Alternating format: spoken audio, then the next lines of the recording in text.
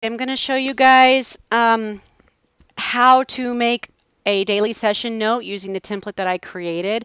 And I'm going to go over a little bit what my email was talking about earlier and how to choose templates and note types and all that good stuff. So I'm actually going to log in as Sarah because I have her password and I want you guys to see what it looks like from your point of view. If you log in under my name, if I log in under my name, there's going to be a lot of other features there that I use as an administrator, and let's see, is that right? And it'll just be confusing. Oops, hold on a second. Did she change her password? What's that? Okay, so this is what it looks like when you log in. What I was talking about earlier is My Settings. You go to My Settings, you get to choose a particular note type, and all of you should have deactivated all the other note types, which Sarah has done. Very nice. So if I come over here, these are all kinds of note types that we do not need, so I don't want to burden your dashboard with having to deal with any of them, so you don't have to worry about it. You'll never need to use them. If anything, I take those and I modify them into something that works for us. I did share with everyone the particular note type that you need to use. I apologize, I forgot to do that earlier, and that's why no one could find it. I didn't realize that you couldn't copy and all this blah blah, so here it is. She made it her default, which is great. She made it a little star. There you go. Anytime I do new versions of this note based off of your feedback and our need or anything like that, I have to reshare the note with you, and I will let you know that so that you can deactivate the old version and default the latest version. So you'll always have the latest version, and you'll always know you have the latest version as well. If you come in and you're not quite sure which one do I use, you'll see the date when it was updated and all that, and you'll want to use the most recent one. Under templates, same thing. There are tons. There's like 200 pre-made templates in here, and exactly all of them do not relate to speech pathology, which is fine. That is okay. There are lots of notes and other things that we can use in here. And in fact, the way to create a template, don't use this button. The way to create a template is so cumbersome and confusing. That's why I have gone in here and found a couple of different templates that work for us, and I've had to figure out a way to make it work. So don't go in and reactivate any of these. You don't need to. Make sure that the one that I shared with you, Speech Daily Session Note, is saved as your default. Look what you can do. You can check mark it and check save as default. That way it always comes up when you do a note. So let's practice so that you can see what it is you're doing if you haven't already done a note. If you've already done a note and you know what you're doing, fantastic. If you want a little bit of extra support, come on in here. Oh no. I don't know if it's been happening to anybody else, but it does this to me. I'm going to be sending an email. I have a meeting actually with our success coach to find out why it kicks us out randomly. Let me know if it's happening to you. Hold on. I keep forgetting Sarah's password. Okay, let's go play with this. You can type in your patient's name. You can use my practice patient. And of course, I misspelled her name, Practive Patient, whatever. His name, her name, I can't even remember. But I made this person totally fictitious. It's a boy. That's my phone number. Made up all kinds of stuff. No history, all of this great things. Okay, you can go in and read about him if you want to. Let's make a pretend note. You only have one template to choose from. That makes it easy. You'll never mess that up. And here we go. We're going to say, this is what your speech therapy note looks like. You can free type in here if you really wanted to, but I wouldn't recommend doing that because it's just going to take a whole long time. Click template. This is the template that I came up with. And you get to go through, I would go through all the boxes or just about all of them depending on your patient. You're going to be checking the reason for visit, ongoing speech language therapy. This is a boy. Improvement, reduction in communication skills. The family reports communication changes, family reports an improvement in expressive language. That's where you get to write in feedback from your parents. An improvement in expressive language. Patient has been ill lately. Patient seems to be struggling with the R sound. Something like that. Okay, we want feedback from our parents because that's something that Kaiser requires.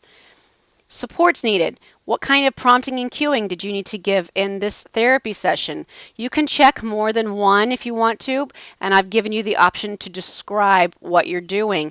That way we can start to be as specific as possible. I'm going to say that we needed moderate, visual, verbal, prompting. How did my patient respond to this? You know what? He responded really well. Patient responded well with therapy as evidenced by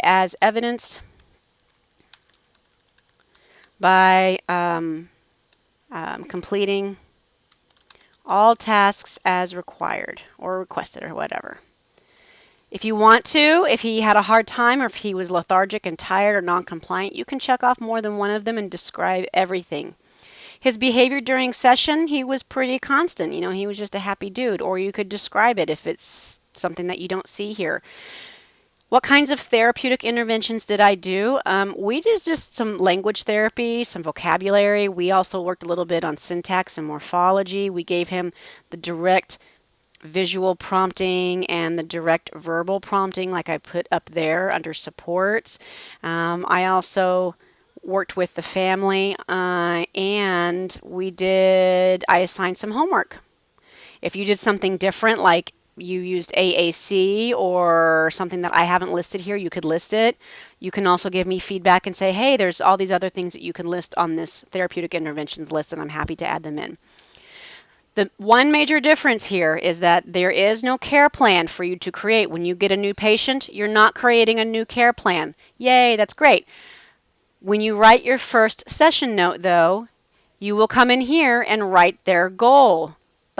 We're going to pull that right off of the evaluation report. Patient will improve expressive language to 80% accuracy. I made it vague because that's the way Kaiser asks us to write the goals. When you're looking for specificity, that's where you're connecting with me or your supervisor and asking for a short-term goal or even a treatment plan or something like that, so that you're clear what you're going to be working towards to get to this long-term goal, which is pretty vague. That's the way Kaiser likes it. They don't want us to be too specific. So you save that goal. And today he did really well. He was at, let's see, he wasn't at 55% accuracy. He was at 65% accuracy. And I'm going to say he only had the one goal. If he has more than one goal, that's great. I've only made space for 4 goals. If your patient has more than 4 goals, come talk to me about it, and we're going to start to develop a way to shorten these goals. We'll just make decisions on which goals stay, which ones can be folded into other goals. We're not going to be entering all those goals. It's just not necessary, and it creates extra work, and we're allowed to modify those goals like that. Session homework review. We'll say that I gave the parents some language expansion tips and strategies. And my plan for the next session, I don't have any major concerns, so I don't need to do a case review right now. It's not time to do a progress report, but I have that in the back of my mind. But we are going to continue plan of care. You can select any or all of those. Then you close. Boom. And it creates a nice little paragraph, a nice little summary there, and it's all written out. You didn't have to do too much narrative. Patient was seen today for ongoing speech-language therapy. His communication skills have improved, decreased. All of these are templates that I've written out based off of how you answer. So if you find any typos in here, let me know. If there are some things missing, some elements you'd like me to add to this template, please let me know. I tried to put everything in here, your subjective, objective assessment, and plan. I'm sure there will be exceptions to the rule, and we will find a way to make that work. So for now, this is a working template. Let me know what you think. As far as the goals go, I know that you don't want to be typing in the goals for every single session. When you save this report, let's see. Let's save it. Hold on one second. Save and close. I'm going to save and close and see what happens. I've never actually saved a note. Okay, cool. And let's see what it looks like when we open it. Okay, awesome. If you mark it as an error, it will erase. You don't sign notes anymore. The only people who get to sign notes would be me and Linda. Okay, so there's no more signing of notes. But if you click error, it will erase and you'll have to start all over. So let's save and close it. And let's see what happens if we go and do a new note. I know there's a couple different ways we can make notes. And I thought that was one of them.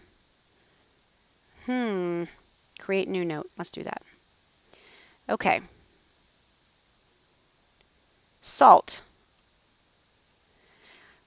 When you have more notes, you'll have more to choose from. Boom.